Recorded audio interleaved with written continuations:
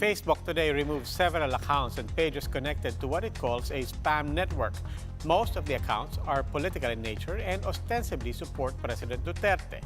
Bim Santos has the story. Facebook has removed what it calls a spam network in the Philippines that is connected to dozens of accounts. Facebook said the 95 pages and 39 accounts it took down violated their spam and authenticity policies, had little substantive content, and were full of disruptive ads. Many of the deleted pages openly supported President Rodrigo Duterte. They include Duterte Media, Duterte sa Pagbabago Bukas, DDS, and Duterte Phenomenon, among others. One unnamed page had at least 4.8 million followers. The palace said they are not concerned with the takedown. Facebook must have its own rules and regulations. If they're implementing that, then that's their own rule. Now, if the concern is there will be no more avenues, there are so many avenues. We have Twitters, Instagrams, and many others where the advocates can express themselves in support of this administration. An internet advocacy rights group said it may have just been by chance that most of the purged accounts had ties to the president. That's an unlucky coincidence. Nagkataon lang siguro na itong ganitong karaming mga politically oriented pages, yung mga nagva-violate ng terms of service ng Facebook. It could also mean na all other political movements in the country have not been violating the terms of service of Facebook. Facebook said it will be investing more in people and technology to keep bad content off their platform. In a country tagged as a social media capital of the world, Facebook may have just been the perfect staging ground to spread dubious content. Filipinos spend on average 4 hours a day on social media, the highest in the world. And the #1 app in the whole country is none other than Facebook.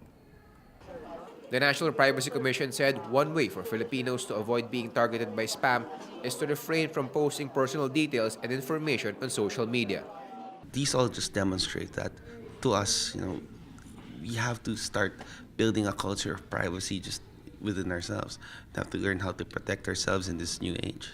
If you want to protect your own data, it starts with yourself. You have to keep that exposure to a minimum, to as little as necessary as you need to do so you can process information. Bim Santos, we are One News. Here to give us further insights on Facebook's move to take down spam pages, we have Jan Vic Mateo live from the Philippine Star newsroom. Jan Vic, what prompted this initiative of Facebook? Robbie, this is part of an effort of Facebook against what it calls the inauthentic behavior, or which it describes as inauthentic, the coordinated move of certain individuals into misleading Facebook users into liking or sharing or even visiting websites which the company, in this case in the recent takedown in the Philippines, involves low quality websites or those with little content but at the same time multiple or with too many advertisements, or what it calls ad forms.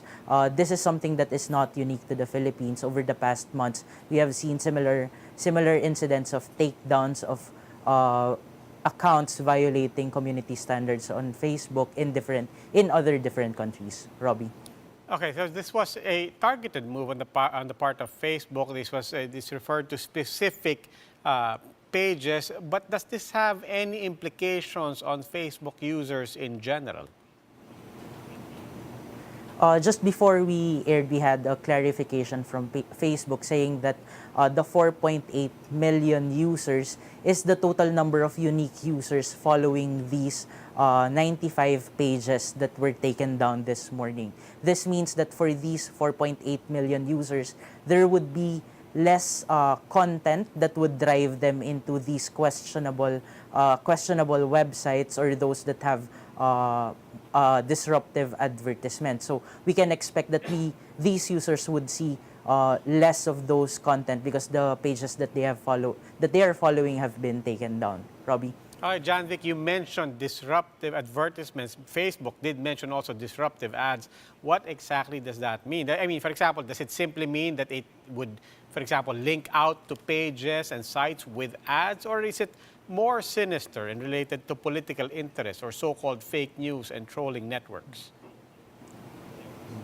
While this is, some people would describe it as something that is connected to fake news. What Facebook is saying is this is more economic rather than political. What it's saying is that these pages have violated its standards into misleading people into visiting these sites, expecting that they have quality content. But instead of getting quality content, what they get is a page with too many advertisements. So we are seeing this spam network, so-called spam network, into monetizing,